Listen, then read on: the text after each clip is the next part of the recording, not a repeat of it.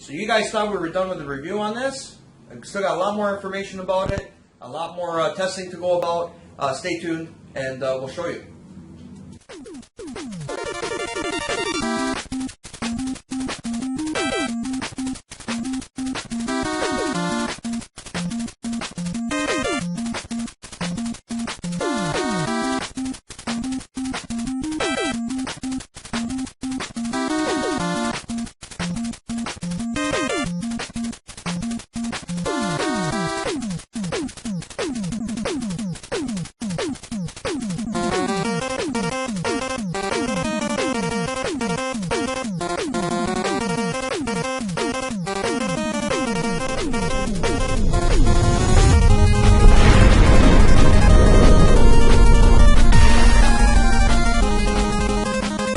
What do you say? What do you do, my YouTube viewers? Retro Pro Frank with another installment, another upload.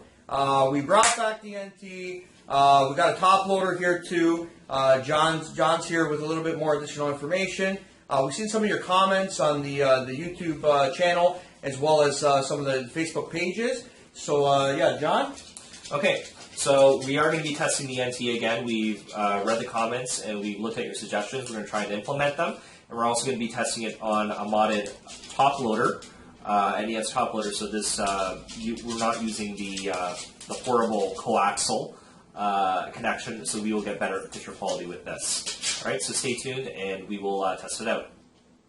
Okay, guys, so we're going to be actually retesting the games that we tested last time that didn't work on the NT. And as you see here, we have the modded top loader hooked up. And we also have the NT hooked up. So we'll first test them on the top loader, and the games, again, that didn't work on the NT last time are Mike Tyson's Punch-Out!, Castlevania 3, Dracula's Curse, Mega Man 2, and the infamous Mega Man 5 that didn't work on another YouTube video. So we're going to be testing all four of these, and then we'll actually test out the EverDrive as well, for the N8 EverDrive. And we'll tell you how to do that too. Alright, so let's test out the top loader. So, Mike Tyson's Punch-Out!, let's see if this works.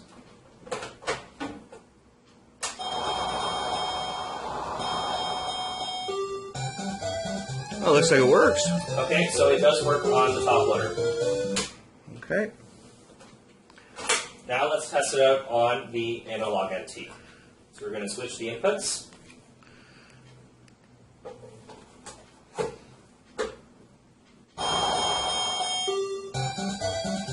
So it's working. So it works on both, guys. Yeah. So it is working on there. No, we did get in there. We cleaned it up a little bit with Q-tips and rubbing alcohol. We have to do that to make sure that that will work on the NT. It's more finicky, I think. So now let's try with Mega Man 2. Okay. Now we're going to try it on the top loader first. Okay. Let me switch the input. All right, we got a screen. Let it play for a second.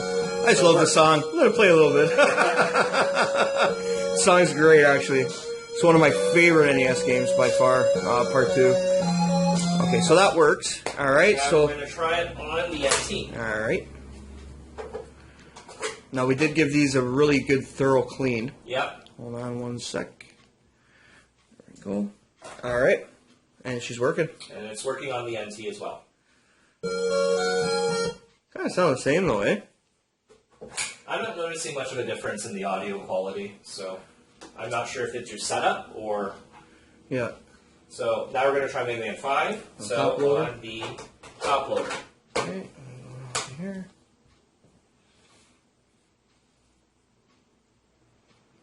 One of the harder Mega Man games, that's for sure. There we go. That works. On the NT now.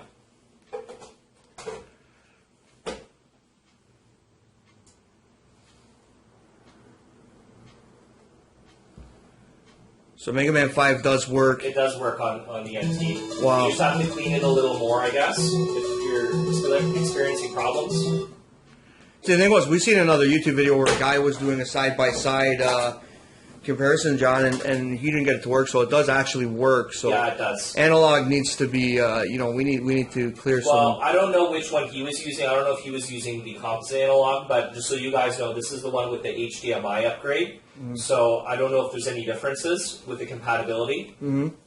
So next is the notoriously known not to work in home console, Castlevania 3. Castlevania 3. Hold on a sec there, John. All right, so because the top loader is not a clone console, it will work. As you can see. See, a lot of the clone consoles, though, they'll load this. They will. You want to press start on there? Alright, so you made the title screen anyway. Yeah, see right now, like on the Retron, for example, when he walks up to that guy in the middle there, or whatever, see right there, he's like all, like, that's it, it would lock up right there. No, so he moves. Yeah. Okay, so now let's try it on We'll do the same thing with the NT. The NT, which uses original parts. And let's see what happens. Fingers crossed.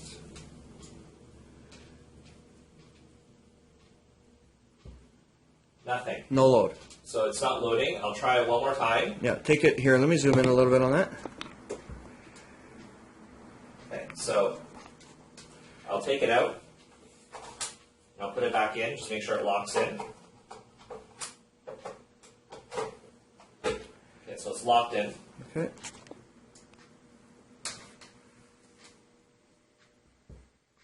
No, it doesn't work. Yeah. So, I mean, all 4 of these games that we tested last time, this time we gave them a thorough cleaning with Q-tips and rubbing alcohol.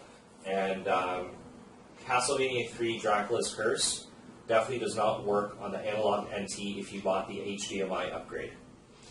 Now, were people saying, do you know if anyone's tried it? I've heard stories from people saying that Dracula 3 does not work. From people that have bought, who got the early shipment of the analog NT. So it's not 100% compatible. That we know for a fact now. Yeah, but any of the clone systems, well, it's like, it seems like this one has the most difficult time. Yeah. You know. So now what we're going to be doing is we're going to actually be testing the flash card, which is the EverDrive N8, and we will see how certain games in that work. Okay.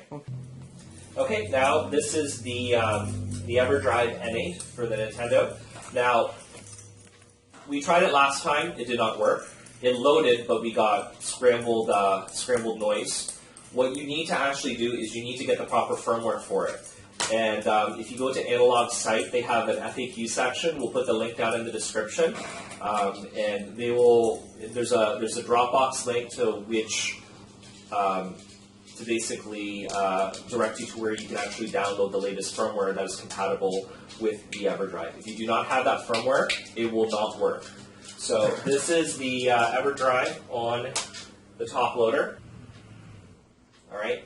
And what we're going to test out here is we're actually going to test out Castlevania 3.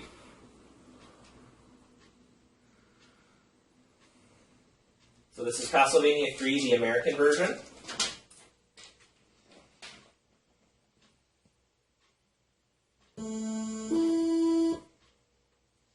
Just to make sure we can get past the opening.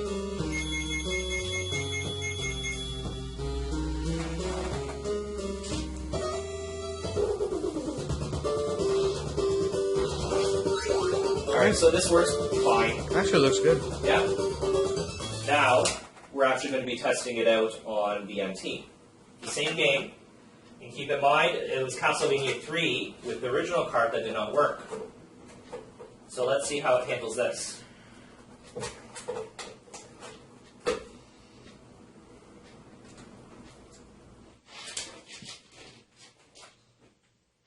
So we're trying to get Castlevania 3 out on the EverDrive, on the Analog NT.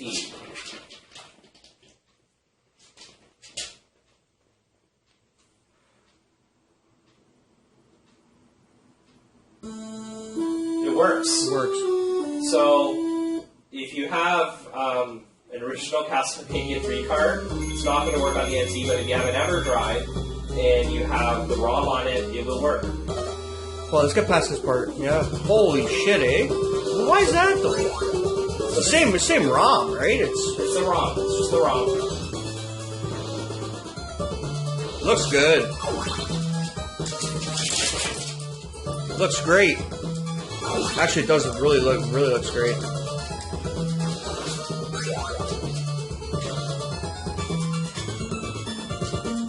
Now, I want to actually show you guys something. I'm going to show you the Japanese version of Castlevania 3.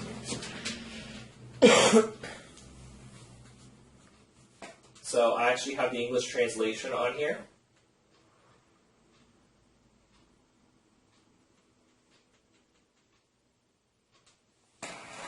Now, this has a different sound chip, so you'll notice that the music sounds different. It's not a little bit lower too. Wow, look at that, eh?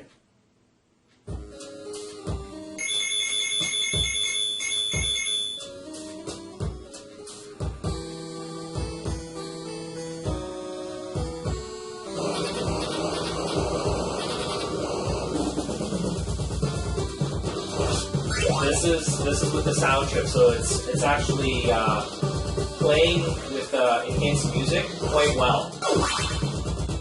Just listen to the music for a bit. Like, you'd be surprised that this was playing on a Famicom.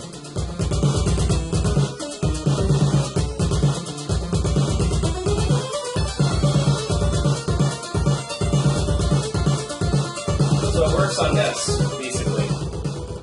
And I'm actually going to try out a few more games here on the flash card that have been notoriously difficult, I guess, for clone systems. So this is Mr. Gimmick, the Japanese version. This has enhanced audio as well, because it used an audio chip too.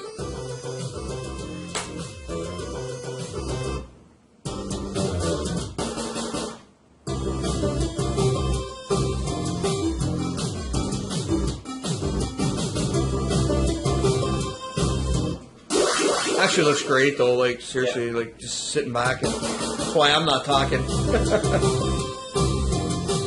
The HDMI looks really good on it. So that is, and another one I actually want to try, the very last one that I want to try that has a special chip, is another Famicom game. It's called Lagrange Point. And this one didn't start to work on a lot of flash cards until recently. Oh, it doesn't work. Oh, no, there we go. So this is an RPG made by Konami, and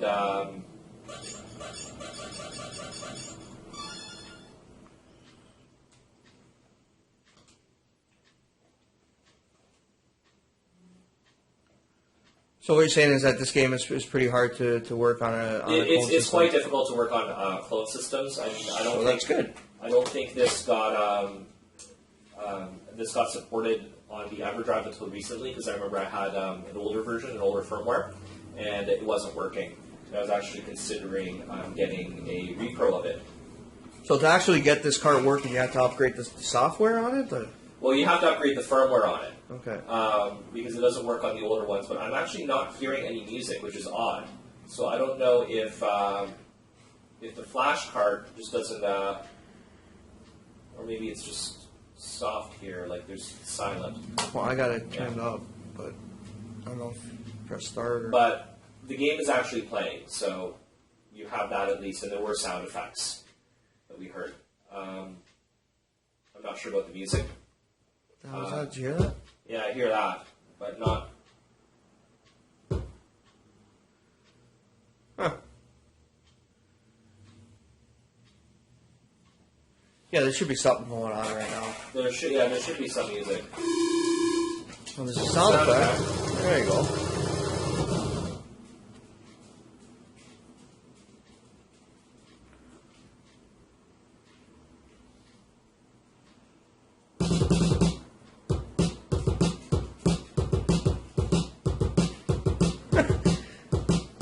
Like someone playing the drums in the background, right?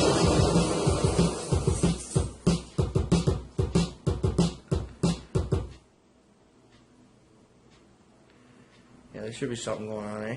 Yeah. So this doesn't actually play the full music for Lagrange point, but you do get the sound effects. And that's basically it with our testing. And we'll have a wrap up, and we'll just summarize what you can expect from the NT now that we know properly how to use it. A lot of testing. A lot of testing. Okay. A lot of testing. So what do you think now? I have a better opinion of the analog NT than before. My only qualm is it's still not 100% compatible. If it claims to have not only all of the NES parts, but also all of the Famicom parts, it does play the music properly for some of the games that have the special chips. But as you saw with Lagrange Point, it does not play all of the music for that either. So people who are living who aren't living in Japan and don't have a Famicom and want to play Lagrange Point on their NES, they're going to still have to buy the Repro if they want to experience the full experience with the sound, which is quite good. I'm pleasantly surprised that Mega Man 2 and Mega Man 5 work, which is good. That's good. I'm kind of concerned why the Castlevania 3 American version with the cart does not work, but it works if you boot it from a flash cart. So that's kind of that's kind of troubling, and I'm wondering why that is. And I remember reading in the comments that people were suggesting that we try it in game mode. Unfortunately, this TV doesn't have game mode. Not all HD TVs have it. So and I do have it on my TV at home, and if you do have game mode, it will eliminate the lag. There are other options that were available if you go into the option settings by pressing down and select for the analog NT. Unfortunately, this video is quite long as it is, so we didn't have enough time to mess with that. Maybe in a future video or something of the sort, or we can just give you a quick update on that. So what are your initial thoughts, Frank? After our first testing and now our second testing, has your opinion of the analog NT improved at least? Yeah, sure it's improved. But in my opinion, it is still a clone console, you know. Yeah. Hyperkin Retron 5, you know, it's what, $600 cheaper? Yeah, that's true. Right? $600 cheaper. It's a lot cheaper. It's nice looking, you know, but it's not well crafted as this one is. You can feel the quality coming off the analog NT, and that's what you're paying for, essentially. Personally, for pretty much, John, what did you pay for the whole setup there? For the whole Canadian? setup, Canadian, it would have been close to $1,000. Okay. If not up to $1,000. Okay, $1,000 analog. What? You guys can't put a little pamphlet, little catalog, some instructions? You know what I mean? Like, how are you supposed to find out? Like, they give you a piece of paper that says go to our website. Come on. Put some instructions in there. It would have cost you, what, $2 on recycled paper? You know, like, that's all I'm saying to the company. If anyone in the company is hearing this, put a manual in with the box. You know, like, you're spending $1,000. What's $2-3? You know, in ink and recycled bloody paper. You know, it's just it kind of eliminates any confusion. Let's say you don't have any access to the internet, or you know, some people just like that. You know, that it comes with an actual manual. That would eliminate a lot of confusion, a lot of headache. Because without the YouTube comments and without the Facebook comments, thanks guys, by the way, for all the Facebook group the comments there. Like half the stuff about holding select and down, that's what it is. That was actually on the little paper Okay. that they gave you with. But again, it just says hold select down to go to the options. It doesn't say what the options are, how you can change it. What do you do if you don't have game mode on your TV? Like we don't have game mode. So I mean, if there's no way to fix the lag if you don't have game mode on your TV with the internal options on the analog NT, then if Frank ordered it, you know, he would have to send it back. Because he's not buying a new TV for his NES, not a new HD TV, just so it has game mode. So something like that needs to be clarified. I think with the analog NT, if you have a TV with game mode, if money is not an issue for you, if you have a flash card, by all means buy it. By all means buy it. I mean, it's well worth the investment. If you don't want to, be scouring these used game stores and these game swaps for NES games, and you just want everything on a flash card and you just want everything to hook up on your TV and look nice, then yes, this is probably the perfect option for you. Because if you did start to get into collecting NES games now and you wanted the good ones and you wanted a decent setup, you are going to spend $1,000. That's just the reality right now. Spend that on two games. Yeah, that's the reality right now. But if you don't need an HD setup for your HD TV, if you already have your games and you're not interested in flashcards because you already have all the games you ever wanted to play on the NES, there are cheaper options available. For example, my top loader with the mods on it, so it can actually you don't have to use the coaxial. That was about $200 American, which is a lot cheaper, and I mean that's 100% compatible, unlike the analog NT, which is not.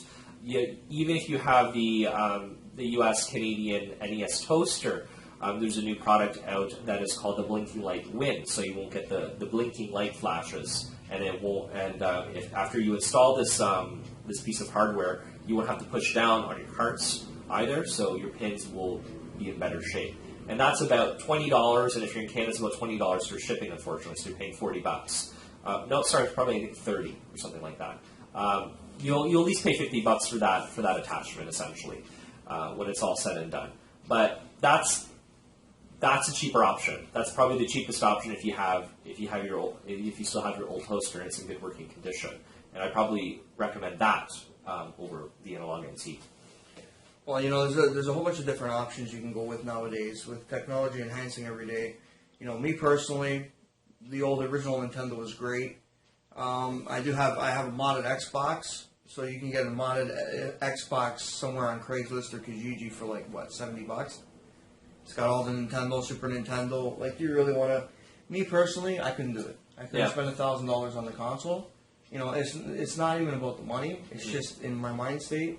Like, I couldn't do it, especially knowing that it doesn't play the Castlevania. And if we did check through the whole library, we would probably find more. We'd probably find more, right?